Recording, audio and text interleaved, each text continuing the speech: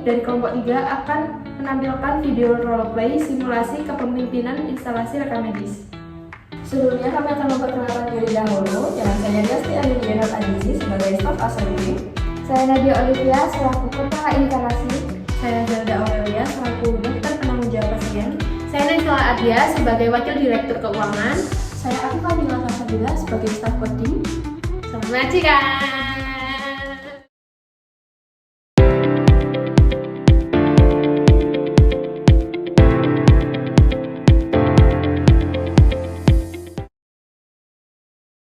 Selamat pagi semuanya, saya mengundang rapat pada pagi hari ini dikarenakan banyak sekali data rekam medis yang terlambat. Jadinya akibatnya proses klaim di BPJS-nya juga terlambat. Saya ingin mendengar dari masing-masing bagian itu bagaimana. Bu, saat ini berkas rekam medis yang harus dikoding itu cukup banyak. Selain itu, beberapa berkas itu masih belum lengkap, sehingga kami tidak bisa langsung melakukan coding. Memang benar Bu, kami juga sering menerima berkas dari ruangan yang belum lengkap. Misalnya tanda tangan dokter atau hasil pemeriksaan penunjang yang belum dimasukkan. Baik, berarti ada kendala pada kelengkapan dokumen pada saat proses coding ya berarti? Iya Bu. Saya memastikan alurnya saja, apakah ada batasan waktu pengembalian berkas rekam medis dari rawat inap ke rekam medis?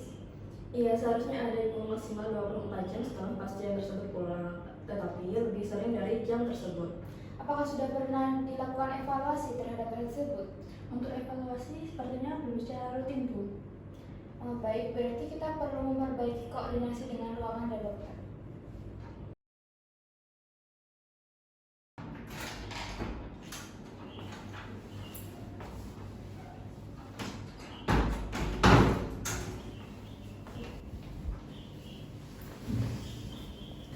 Maaf Bu, saya mendengar ada masalah terkait kelengkapan data rekam medis. Saya akui kadang ada keterlambatan dalam melengkapi catatan rekam medis karena jadwal pelayanan yang sangat padat. Terima kasih ya dokter atas keterbukaannya. Kami memahami kondisi tersebut, tetapi kelengkapan rekam medis sangat penting untuk proses klaim BPJS dan administrasi rumah sakit. Baik Bu, saya akan berusaha melengkapi catatan rekam medis.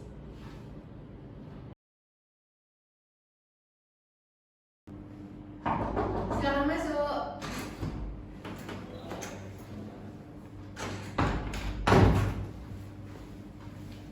Selamat pagi Bu, saya mendapat laporan bahwa banyak klaim BPJS yang tertunda karena berkas rekam medis belum dikoding. Hal ini berdampak pada keuangan rumah sakit. Benar Ibu, jadi dari pihak kami masih mengevaluasi terkait hal tersebut. Saya berharap ada solusi yang jelas agar keterlambatan klaim tidak terjadi lagi ya.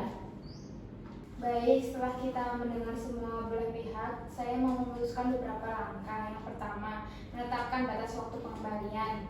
Yang kedua, dokter wajib melengkapi rekam medis sebelum berkas dikirim.